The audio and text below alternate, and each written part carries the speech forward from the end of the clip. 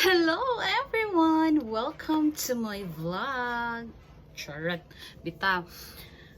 Today I will be making a short video on how to gain students more bookings in Lingustar.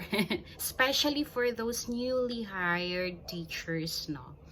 So, if you are applying to Lingustar, tapos wala ka pang first students, hindi ka pa nakapag first class, tapos napanood mo ito, wow, this video is for you. Kung teacher ka sa Lingustar and then wala kang bookings, wala ka pang bookings. Uy, magdali ko. I am from Davao City. I am Bisaya. So, I am trying my best to use Tagalog, no? Para magkaintindihan tayo. Kasi maraming nag-comment doon sa first video ko na Tagalog man sila, oy. Okay. Very lang ito very short. Tapos, hindi na ako mag-edit kasi hindi ako marunong. At the same time, hindi ko kailangan mag-edit. Parang walang dito. Uy, mag-subscribe din kayo, uy. Okay, my first tip, kung baguhan kayo sa Lingustar, kung wala pa kayong first class, mas okay. Ha? Kasi, I will be giving tips doon sa wala pang bookings. Yung intro video sa Lingustar, 'di ba? Mag-send kayo ng requirements. Yung intro video niyo sa Lingustar, malaking points 'yon. I mean, yung intro mo is the key for you to have bookings or for you to have regular students sa Lingustar. Bakit? Kasi doon magbe-base yung mga mothers kung pipiliin ka ba nila as the teacher of their children. 'Di ba? So, sa akin, nag-effort ako doon sa intro ko. Hindi yung effort na editing and so on. Hindi ako nag-edit. Nag-edit ako pero nag-insert lang ako ng mga fonts like I am fun. Nilagyan ko doon dito sa baba na I am fun. I am loving. Tapos yun. Yung ko sa intro video, it's not about the editing, ma'am, sir. It's not about you have TESOL, you have certificates. No, it's not. Based on my experience, ako kasi, TEFL lang ako. And hindi ako marunong mag-edit. Yung video na ginamit ko doon sa pag-upload ko ng requirements, up until now, yun pa rin yung ginamit ko. Hindi ako nag-change. Yung intro ko walang yung background ko hindi pa ito. Yung background ko is ito, flashcards. Nilagyan ko ng masking tape sa likod, tapos nilagay ko sa background ko. Yun lang. Tapos naglagay din ako ng fonts na I am teacher ganito, tapos I am from the Philippines. Yung siguro pagka-deliver nung intro ko, parang convincing siya. Parang kung manood ka sa video ko, parang mapapasmile ka na parang, oy, yes. It's not about, yung sabi kasi ng ibang teachers, TESOL is the key, tapos mag-send ka doon ng 700, gano'n. No, I don't think so. Kasi wala akong TESOL. Wala akong editing chuchu. Pero, fully booked si ma'am. Yes. Bakit kaya? Kasi, ginalingan ko doon sa delivery sa intro ko. Let's say for example Example lang Hi! Welcome! Welcome to Lingastar!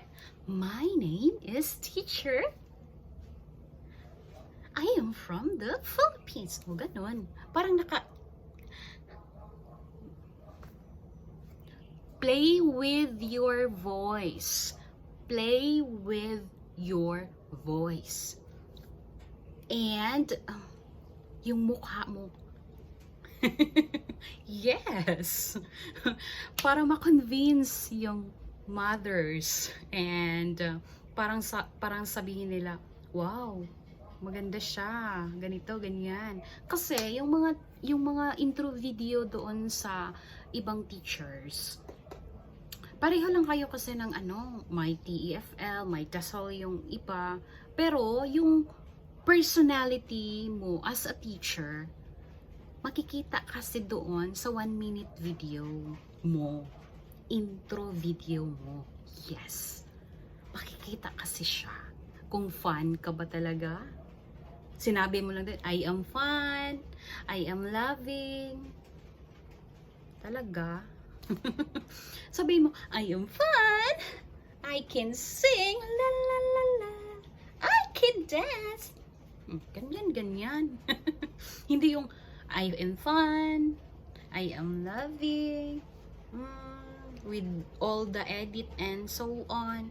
Pero hindi naman convincing yung pagka-deliver mo or pagkasabi mo.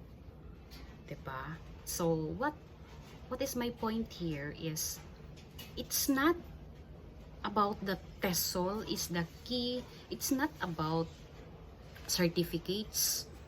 It's about how you deliver. It's about your personality as a teacher. Yes. Based on my experience lang yan. Iba-iba kasi tayo ng I am sharing my experience. Kung against kayo, against kayo. I don't need TESOL and so on. Maybe it might help, pero I don't think it's the key. No, it's not. Ikaw pa rin, teacher. You are the key. Your performance is the key. And second, first is the intro, Intro, galingan mo. Not the editing, not the pero yung pagka-deliver dapat convincing. Smile and play with your voice. And para ka 1 minute lang yan, mga ma'am and sir. Galingan nyo po. Open recurring slots. Yes, more. Huwag kayong matakot mag-open ng mga slots. Especially pag baguhan pa kayo. Parang natatakot kayo. No, huwag kayong matakot. Open more slots.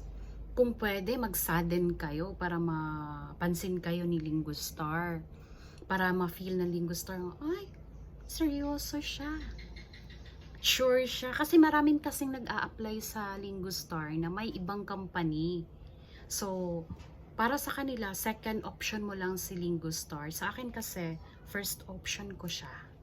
Kasi happy kasi ako. Nung gumawa ako ng demo ko, parang, oh, this is my place. Parang dito ako. Dito ako masaya. Yes. And, this is the most important thing. Pag mabigyan kayo ni Lingastar ng trial lesson, your first class, tapos sabihin nila, please be prepared. Please naman sir, ma'am, mag-prepare kayo. Kasi, doon kasi sa first class sa Lingastar, doon kasi sila magbe-base kung karapat dapat ka bang bigyan ng students. Doon kasi sila magbe-base kung ikaw ba yung hinahanap nila, kung makahelp ka ba sa kanilang company. Make your first class sa Lingastar as your final defense. Yes. Gawin mo siyang parang, this is your time to shine. Bitaw. Kasi, sa first class, doon nila ma-determine or doon sila magbe-base kung bibigyan ka ba ng next. Lalo na pag ma-convert mo yung bata na mag-enroll. Napakalaking points yan. Kung hindi ka pa nakapag first class, tapos napanood mo ito, I am sure maka-help talaga itong video na to. Kasi sa first class sila parang magbe-based.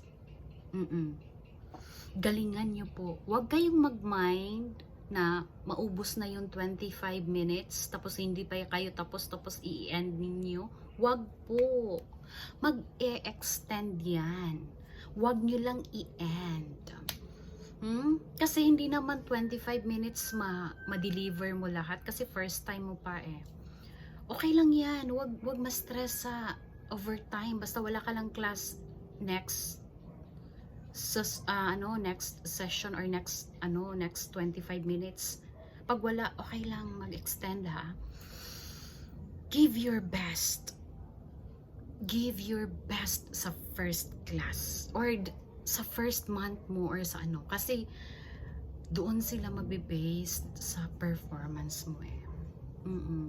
Kaya tips ko, open more class. Galingan niyo yung intro video niyo. Wag mag-send ng video or intro video sa Lingustar na iisipin niyo mag-change pa ako. No. Make your first video or intro video as your video na talaga. Kasi pag mindset mo is i-change ko pa ito after 2 weeks, i-change ko pa ito. Pag mindset ninyo ganyan, I am sorry to tell, hindi kayo maka-gain ng more students.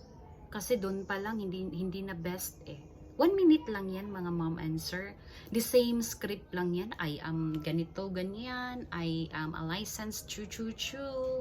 I am fun. I am loving. In my class, you will be this and that. Tapos sa first class, gumamit kayo ng rewards. Or sa klase ninyo, gumamit kayo ng rewards. Candies, you can do candies. Ito, nabili ko lang ito sa Shopee. Nabili ko ito kasi I promised to myself na kapag makasahod na ako sa Lingustar, I will buy something for the kids kada sahod. So, kasi nakaano naman ako, bumili ako ng maraming different kinds of rewards. Tapos ito, effective talaga siya. And play with your voice. You can play with your voice.